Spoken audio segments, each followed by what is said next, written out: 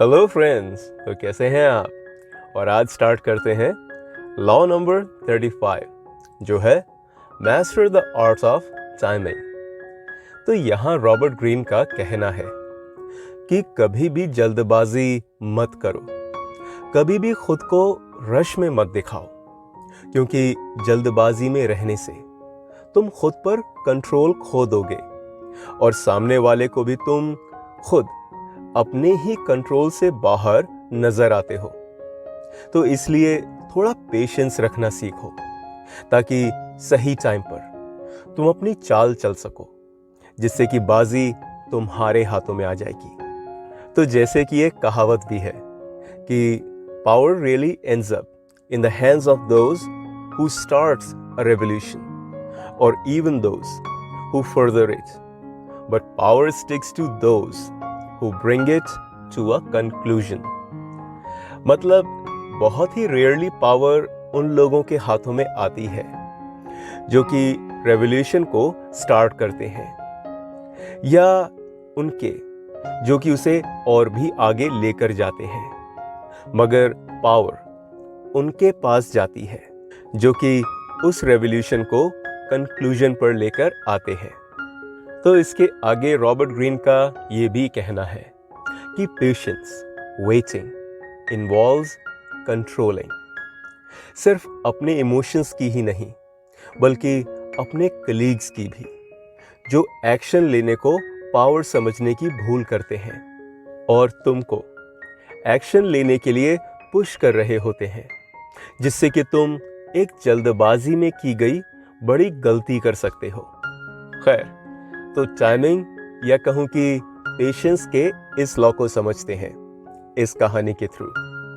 तो ये कहानी 1979 में लिखी हुई बुक क्राफ्ट्स ऑफ पावर्स में मेंशन है।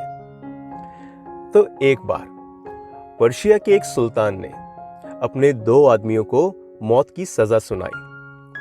अब उसमें से एक आदमी जानता था कि सुल्तान अपने घोड़े से कितना प्यार करता है, इसलिए उसने सुल्तान को एक ऑफर दिया कि अगर वो उसकी जान बख्श देता है तो वो सुल्तान के घोड़े को उड़ना सिखा सकता है।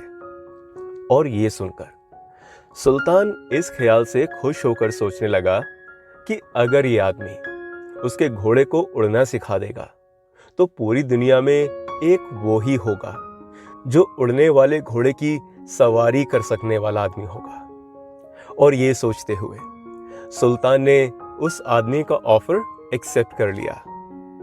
और अब ये देखकर दूसरे प्रिजनर से रहा नहीं गया। उसने पहले प्रिजनर की तरफ डिसबिलीफ से देखा और उससे कहा, तुमको पता है ना कि घोड़े नहीं उड़ सकते हैं, तो तुमने ऐसा पागलपन भरा आइडिया सोच भी कैसे लिया। और वैसे भी ऐसा करके तुमने सिर्फ अपनी मौत को कुछ दिनों के लिए सिर्फ टाला है, तुम बचे नहीं हो। बिल्कुल नहीं, पहले प्रिजनर ने कहा। एक्चुअली मैंने अपनी आजादी के लिए खुद को 4 वजहें दी हैं। पहली कि शायद सुल्तान कुछ ही सालों में खुद ही मर जाएगा। दूसरी, शायद या फिर मैं खुद ही मर जाऊंगा। तीसरी, शायद घोड़ा ही मर जाएगा। और चौथी कि शायद घोड़ा ही उड़ना सीख जाए। और इसी बेहतरीन कहानी के साथ लॉ नंबर 35 यहीं ख़त्म होता है। और अगर पर्सनालिटी डेवलपमेंट और मैनेजमेंट स्किल जैसे कंटेंट आपको अगर पसंद आते हैं तो सब्सक्राइब ज़रूर कीजिए। और अगर आप होटल मैनेजमेंट के 2nd या 3rd ईयर स्टूडेंट हैं तो या अल्कोहल को समझने में इंटरेस्ट रखते हैं तो all you need to know about alcohol series आपको ज़रूर देखनी चाहिए और उसका लिंक आपको स्क्रीन पर दिख जाएगा। तो इसी के साथ मुझे दीजिए इजाज़त और फिर जल्दी ही मिलते हैं लॉ नंबर 36 के साथ, जो है disdain things you can not have, ignoring them is the best revenge. और तब तक के लिए keep learning, keep smiling. Thank you.